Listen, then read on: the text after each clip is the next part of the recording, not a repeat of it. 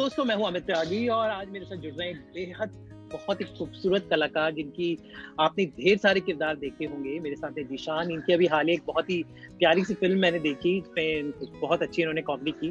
लेकिन अभी इनकी एक नई वेब सीरीज आ रही है, तो जीशान मेरे साथ हैं। तो जीशान, मैंने कहा कि आपके ढेर सारे किरदार बहुत ही, चाहे तनु मनु हो, इतने सारे, मतलब आपने इतने खूबसूरत किरदार निभाए हैं। तो ये आपकी जो लेटेस्ट वेब सीरीज है, इसमें कैसा है आपका अंदाज? इसमें ये बहुत अलग है। मैंने इससे पहले जितना भी काम किया हुआ है उससे काफी ज्यादा अलग है।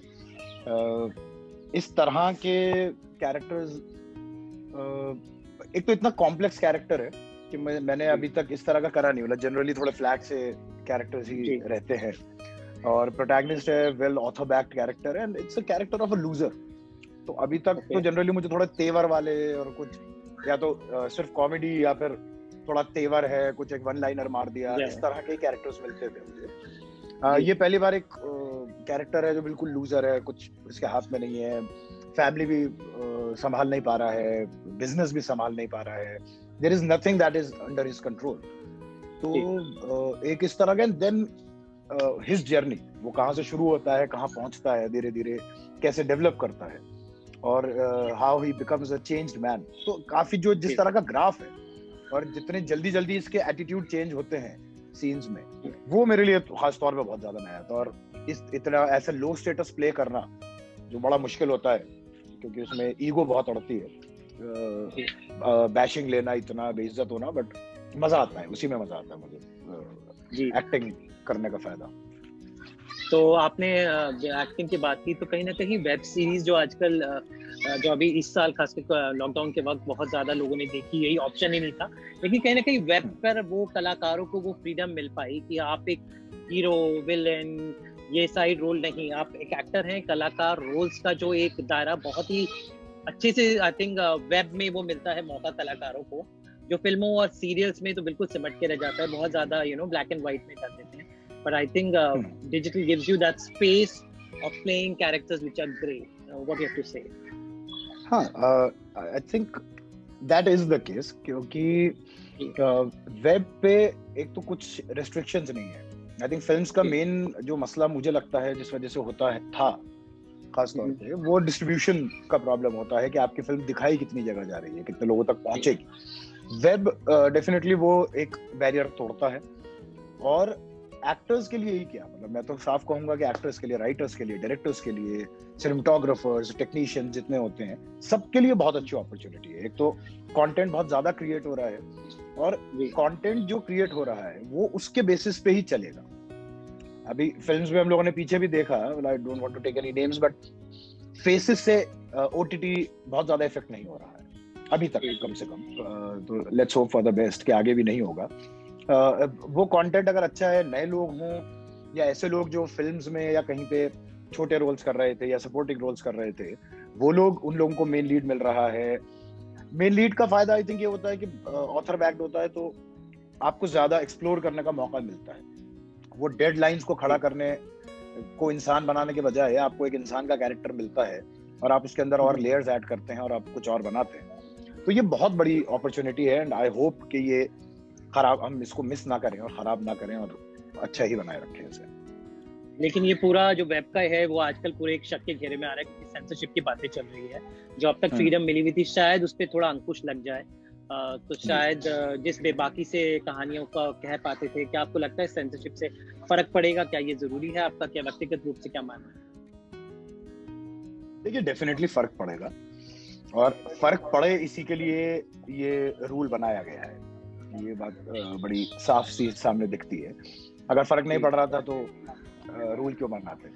पर पॉइंट ये है कि सेंसरशिप किसी भी तरह की गलत होती, मेरा साफ मानना है। सेंसरशिप का आर्ट के साथ कोई लेना देना नहीं होता। मतलब जैसे मैं पहले भी बोला करता था कि इवन जो CBFC है, जो फिल्म का है, वो सर्टिफिकेशन बोर्ड है।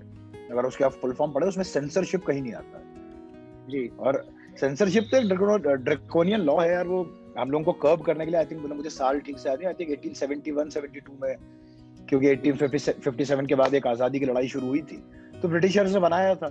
पर आई थिंक हमारे लोगों को समझ में आया कि ये लॉ बड़ा अच्छा है, इससे आप सामने वाले को पकड़ सकते हो। तो वो किया गया और ये लॉ को जो है संभाल कर रखा गया, और इसको वक्त बे वक्त इस्तेमाल करते रहते हैं, ये बैन कर दो, वो कर दो। आई थिंक मतलब मैं उसमें दूसरा पक्ष भी बोलूंगा, मैं ऐसा नहीं बोलूंगा कि बिल्कुल ही पागल हो जाना चाहिए। आई थिंक कुछ सीरीज भी ऐसी हैं, मैं किसी का नाम नहीं लूंगा, पर जिन्होंने इसका थोड़ा गलत फायदा भी उठाया। मतलब मैंने शुरुआत में काफी सीरीज मना भी करी थी, जिसका एक बहुत बड़ा रीजन ये था, मुझे वो लगता था कि काफी लोग तो फ्रस्ट्रेशन निकाल रहे हैं अभी अपनी, तो अननेसेसरी गालियों का कोई मतलब नहीं है। अननेसेसरी अगर आप दिखा सकते हैं तो आप फिजिकल इंटीमेसी अननेसेसरी दिखाने का कुछ मतलब नहीं होता। मैं बिल्कुल ये नहीं मांगता कि उसकी जरूरत नहीं होती है, मैं बिल्कुल मांगता हूँ कि हाँ, कई बार ऐसी कंडीशन, ऐसी सिचुएशन होती है जो आप कम्युनिकेट करना चाह रहे हो, जिसमें आपको गालियां भी बकनी जरूरी लगती हैं, कि जिस तरह के लोगों की बात कर रहे हैं वो लोग बकते हैं, या फिजिकल इंटीमेसी के सीन्स आपको दिखाने होते हैं, थोड़ा स्किन शो भी करना पड़ सकता है अगर if it is used well. जैसे मैं हमेशा एग्जांपल देता हूँ कि बैंडिट क्वीन में स्किन शो था, but that was important, but it was not tantalizing anybody. वो आपको वो टिटलेट नहीं कर रहा था, वो आपको हर्ट करता है जब आप वो देखते हो, तो आप सदमे में रहते हो। तो he used it brilliantly। इस तरह से काफी और भी एग्जांपल्स हो सकते हैं। Same goes with violence. गोरी वायलेंस, मतलब इससे कई ज्यादा गोरी वायलेंस हम देख चुके हैं कई जगह पे। तो आई थिंक कुछ लोग उसको वो भी कर रहे थे, but I think that is their personal call. इसके ऊपर भी सेंसरशिप आने का कोई मतलब नहीं है। आई थिंक अगर एक आदमी खुद थोड़ा रिस्पॉन्सिबली टिटिलेट करने के लिए आप काम ना करें, आप काम करने के लिए काम करें, अपनी बात कहने के लिए, वो रिस्पॉन्सिबिलिटी होनी चाहिए थी। But censorship, I am really sorry, गलत वो है। और अब जो थोड़ी सी बातें पहुंच रही हैं लोगों तक, आई थिंक लोग सिर्फ ओटीटी प्लेटफॉर्म के बारे में बात कर रहे हैं, हमें ये भी ध्यान रखना पड़ेगा कि ऑनलाइन न्यूज पोर्टल्स को भी सेंसरशिप के अंदर डाला जा रहा है। तो जी, हम बहुत सफर करते हैं उससे, फेक न्यूज से। आप लोग तो बहुत ज्यादा झेलना पड़ता होगा, आई एम श्योर। जी, तो ये बताएं, जो ये आपकी जो करंट वेब सीरीज के शूट के दौरान कोई मजेदार किस्सा, कोई लम्हा, कुछ हुआ हो सेट पर, कोई ऐसा किस्सा हमारे साथ बांटना चाहेंगे? देखिए, ऑनेस्टली बोलूं तो ऐसा कोई स्पेसिफिक एक पर्टिकुलर किस्सा मुझे याद नहीं आ रहा। ये वैसे ही हो जाता है कि वो बोलता है ना कि अरे गाना गाते हो, गाना सुनाओ, तो गाना कौन सा गाना सुनाऊं पे अटक जाते हो। तो किस्सा ऐसे नहीं, पर हम लोगों ने बहुत ज्यादा मजा किया। और ये मैं जनरल, जैसे सब लोग बोलते हैं कि अरे हमें बहुत मजा आया शूट में, वैसा नहीं बोल रहा हूँ। आप सिचुएशन समझ पाएंगे कि लॉकडाउन चल रहा था, लॉकडाउन खत्म हुआ, ओपनिंग अप होते ही हम लोग हैदराबाद चले गए थे, रामोजी फिल्म सिटी। और हमारा वहाँ 35 दिन का शेड्यूल था। सब लोग उससे पहले 3-4 महीना घर पे कैद रहे थे, बाहर निकले और वो एक ऑलमोस्ट हम एक बायो बबल में ही थे। वहाँ पे और कोई था ही नहीं, मतलब वो 1600 एकड़ की प्रॉपर्टी में वहाँ के जो कुछ कर्मचारी थे वो थे और हमारा यूनिट था। तो वो पूरी तरह हमारे हाथ में था। हम लोगों ने बहुत मस्ती काटी है, शूट बहुत इजीली चल रहा था। वहाँ पे उनके स्पोर्ट्स के वो हैं, हम लोग तो वहाँ पे टूर्नामेंट्स चल गए, हमारे क्रिकेट के टूर्नामेंट्स हुए हैं, बास्केटबॉल खेले, टेनिस खेले। रोज शाम में 5-5:30 बजे फोन हो जाता था, भाई कहाँ हो, जल्दी आओ। जैसे वो गोपाल दत्त जिन्होंने इंस्पेक्टर अमित का रोल जिन्होंने किया है, वो, और जो हमारे डायरेक्टर है सचिन पाठक, उनका तो एक जोक वाला भी चलता था। सचिन कहता था कि मैं आपको सुबह ही शूट के लिए बुलाता हूँ ताकि शाम में आप टीटी खेल पाओ, मुझे बड़ा बुरा लगेगा अगर आप टीटी नहीं खेल पाए शाम में।